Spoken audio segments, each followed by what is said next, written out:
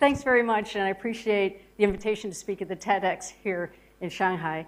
I appreciate Frank and Fred's hard efforts to put this together. I was thinking as I was listening to the previous speakers that there must be a real benefit to following three dynamic, original, extraordinary speakers and presentations. But I can't think of a single thing. It's tough to follow such wonderful speakers. But today, I would like to talk to you a little bit about encounters through a leadership lens. You know, I've never really been intrigued by the age-old question of whether leaders are made or born. But I have been, in recent years, become very curious about how people start to understand what leadership is.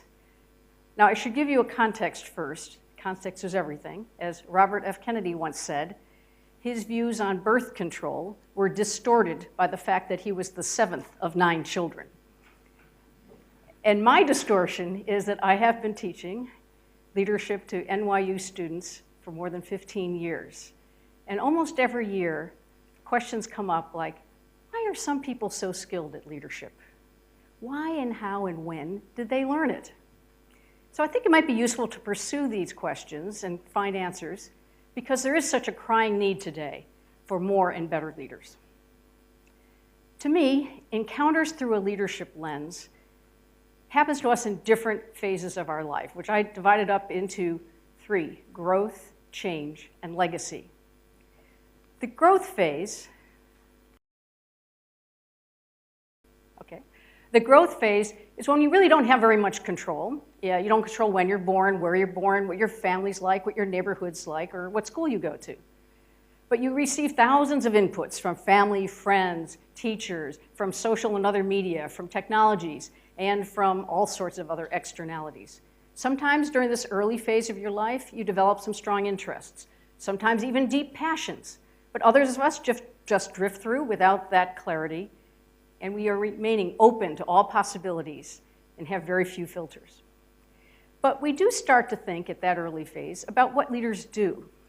There are examples we see from different settings. For example, there's always the kid on the playground to whom all other children naturally gravitate and automatically trust. There are captains of the football teams. There are people who are student council presidents, or they are the leaders who win all the prizes and awards. We may wonder how they do it. We may sometimes question their choices, but we do notice a few things about them.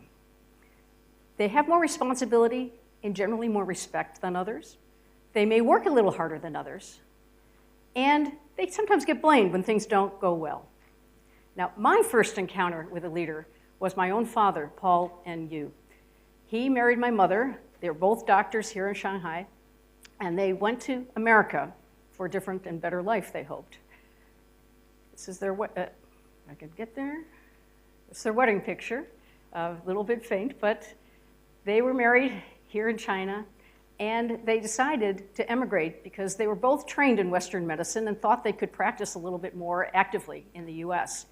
My father had an impeccable reputation. He was of high character and integrity, and he taught me a lot, including ethics and morals and how to deal with bias and prejudice, because they were immigrants to the United States.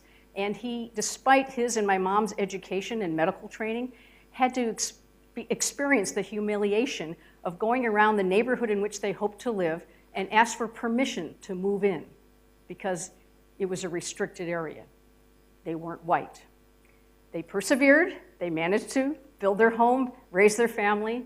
My father persisted in his career as a cardiologist and rose to the top. He became the first foreign-born, foreign-educated president of the American Heart Association. This is him with President Nixon. He was just an extraordinary person, as I said, in every way. And after he passed away, he became, his name is now on the University of Rochester Medical Center's Heart Center. Here's a picture of us cutting the ribbon. An amazing role model. But my mother was no slouch either.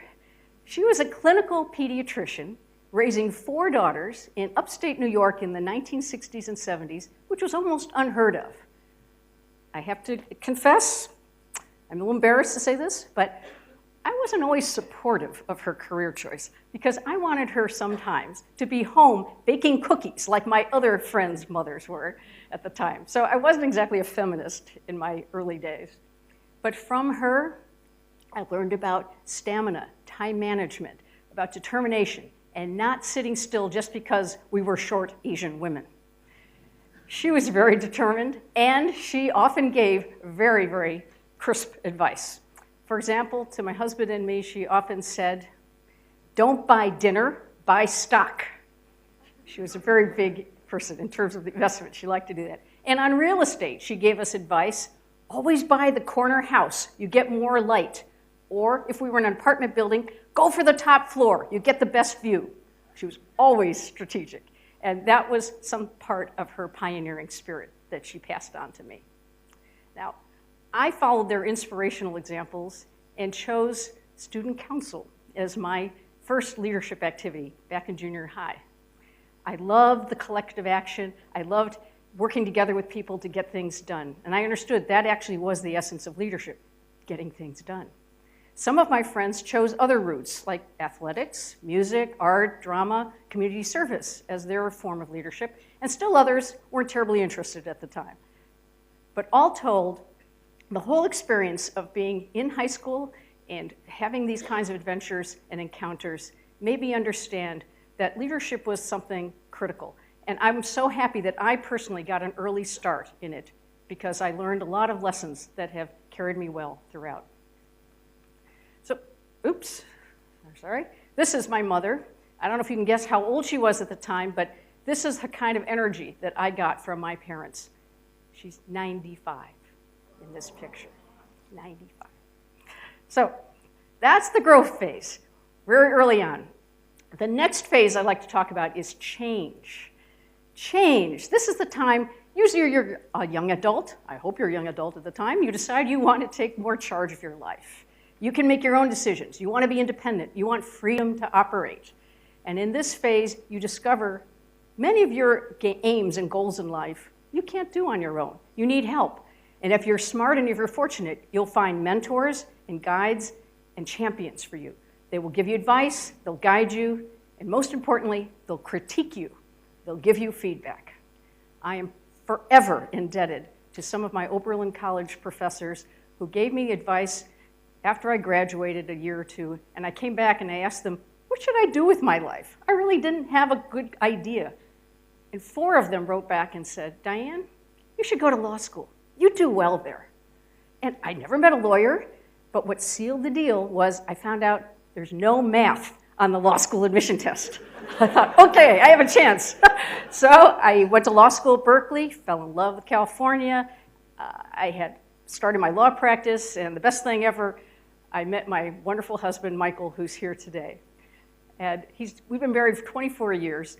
He loves to tease me, especially in a climate like this, that he's very visionary because he predicted China's great rise to power in the world, and he thought it would be smart to be married to someone of Chinese descent. So thank you, Michael. But you know, I don't look like Central Casting's idea of an attorney. So I did encounter some racial and gender discrimination in my life, but I remembered my mother's determination and my father's advice, which was basically to overcome bias, work hard, and be competent. And then those even prejudiced against you might be won over. So I persevered. I became California's first Asian American Superior Court Commissioner and the first woman and first person of color to be the general counsel for the State Bar of California, where I had 160,000 clients, all lawyers. Oh boy. So that was fun. I had a great time. Oh, thank you. Thank you. I also took advantage of an amazing opportunity to become a White House Fellow. This was the White House, as you know. The White House Fellowship is, I think, America's best leadership program. It was founded by John W. Gardner, a great leader himself. He was the Secretary of Health, Education, and Welfare under President Lyndon Johnson. And his idea was to bring people from different sectors, different fields and professions to Washington, D.C. for 1 year to work for a cabinet official or a head of a White House office. I worked for the US Trade Representative's office, and it was a fantastic experience to go around and watch trade negotiators and participate in negotiating sessions. It was exciting. But the even more exciting thing was we met my class. This was my class. Unfortunately, I'm way out on the edge, but you can see a very short person. That's me. Anyway, somehow got cut out of the picture. Anyway, our class, we're friends for life. Believe me, we made great friendships out of this. We had to hear over 100 incredible leaders throughout this, 2 to 3 a week. It was extraordinary. People who were opera singers, CEOs, Supreme Court justices, the President of the United States, members of Congress. We met people in 4 different cities around the United States, Boston, New York, Colorado, 5 different, I guess, LA and San Francisco. It was amazing. And we were supposed to bring back what we learned to our communities, the insights and perspectives and experiences. That experience has changed me in so many ways, and as you'll see, informed some of the things I did later.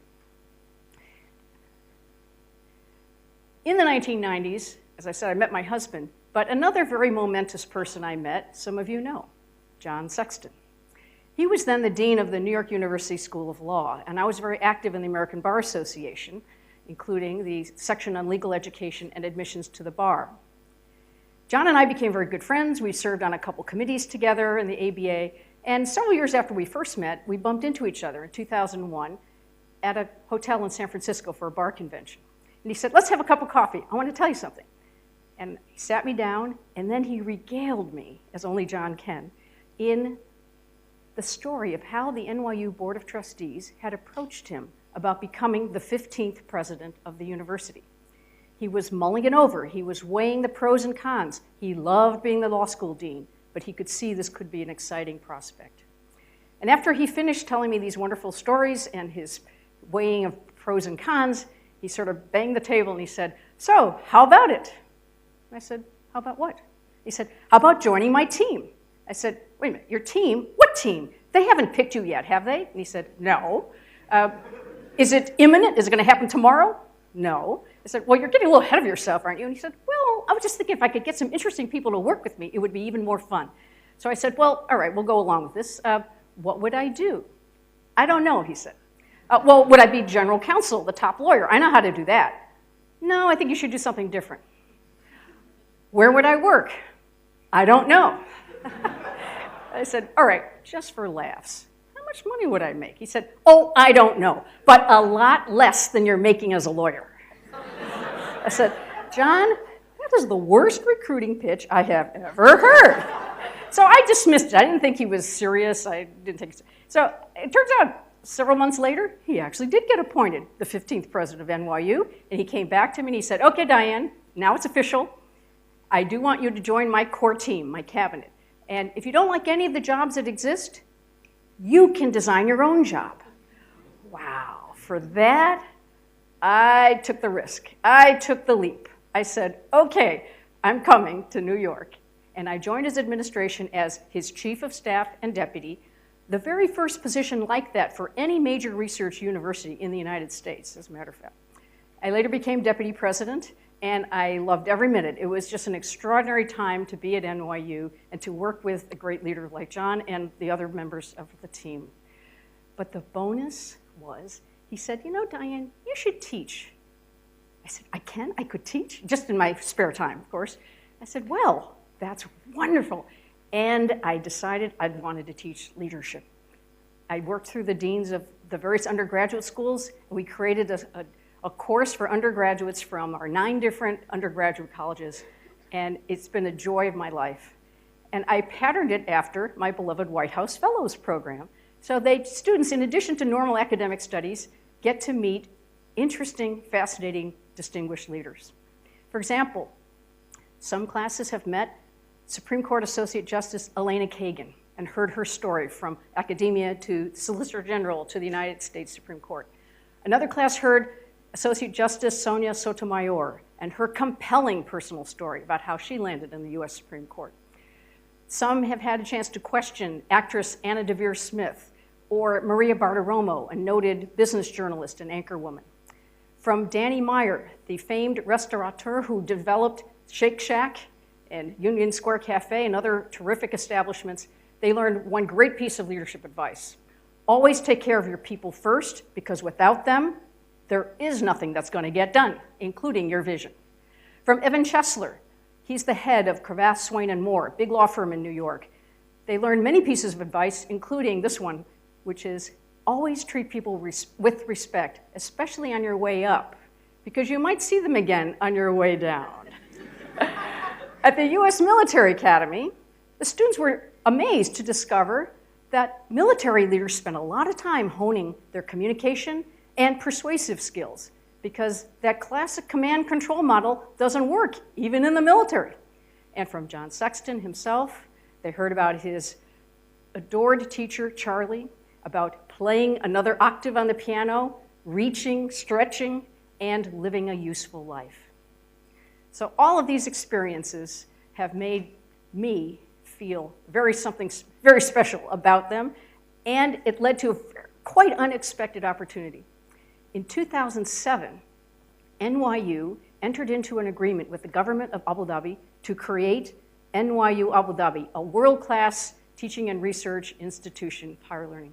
It is an extraordinary place. I recommend you all go. It really is amazing. And as part of that initiative, I was asked to do some startups. Now, I actually hadn't done any startups. Not very many anyway, a few. But this was something different. I had never been to the Gulf region. I hadn't met anybody from there. And I had 5 months to create the Sheikh Mohammed bin Zayed Scholars Program, because John Sexton told me that he was starting to teach on September 14th of 2008, and it was April 10th of 2008. And he said, make the program happen. So somehow we did. I ended up teaching in that program as well. I teach the leadership class there. It's now in its 10th year. We bring in students from the 3 federal universities who are not NYU Abu Dhabi students, but we expose them to what the campus has to offer in terms of academics, leadership, and cross-cultural experiences.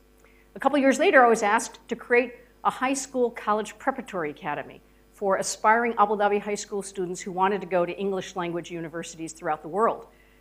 I didn't know anything about high schools either, but I learned, and we now are in our 7th year of the Summer Academy. It's an 18-month program, and we've gotten students into NYU, NYU Abu Dhabi, plus Yale, Penn, Michigan, Berkeley, Georgetown, Boston University, St. Andrews, a lot of wonderful places. And it's just been a life-altering experience for me to be part of these community programs in which I lead and also teach. Now, the next phase I want to talk about is legacy. I've talked about growth, talked about change. Legacy is the period in your life when you discover whatever leader you want to be, you can create it, regardless of your natural talents or your past experience. If you want to improve your emotional intelligence, your delegation skills, your communication skills, your cognitive abilities, or your expertise, you have the power to do it.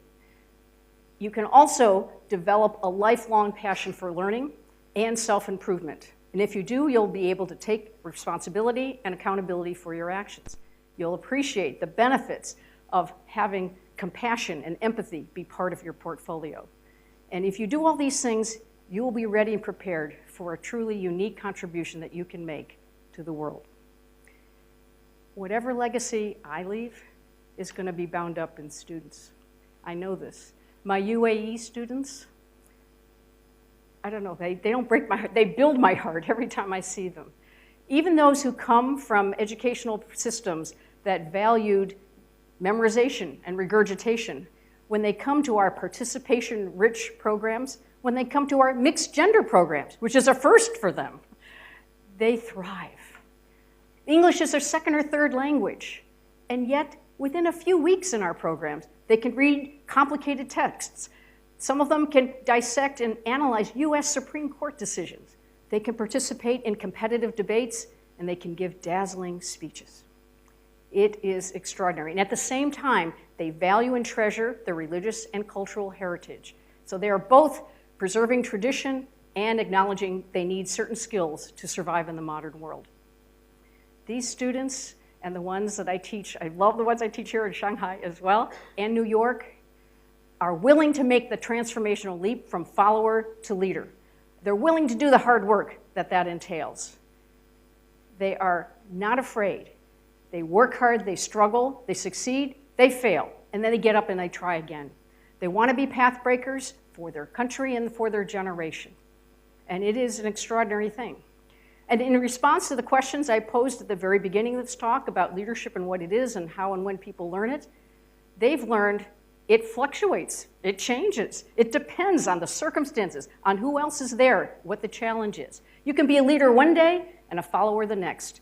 You may be an early leader, or you may be one who comes in late.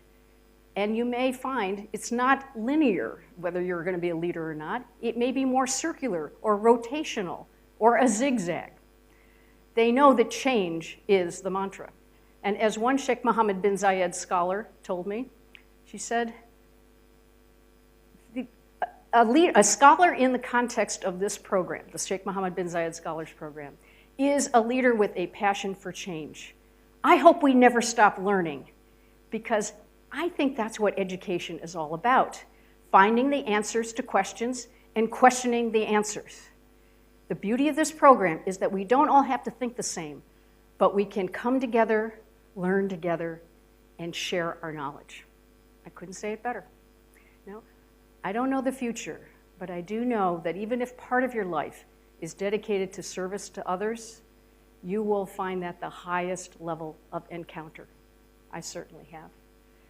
There are a lot of things I haven't accomplished in my life that I set out to do, but the interactions and encounters I've had with my students fill me with joy. They are an inspiration, not just for me, but for everyone who comes in contact with them. And my wish for all of you is that you will be able to put together your growth and your change periods and create a legacy of which you will be proud. I'll borrow some terms that were made famous by the motivational speaker Zig Ziglar way back when, but I'll reconfigure them. So I'll say first, I recommend you consider cultivating your aptitude, your brains, your intellect, your talents. Then nurture your attitude, your heart, your feelings, your generosity towards others. And finally, aim for altitude, a meaningful life, something that is going to take you up and higher than you ever could before. If you combine aptitude, attitude, and altitude, these three components, they will inform all of your future encounters. And I hope for all of you that you will be blessed with encounters that are full of love, beauty, and enlightenment. And I know for these students that they will have those kinds of encounters because they are the best evidence that the best leaders are still to come. Thank you very, very much.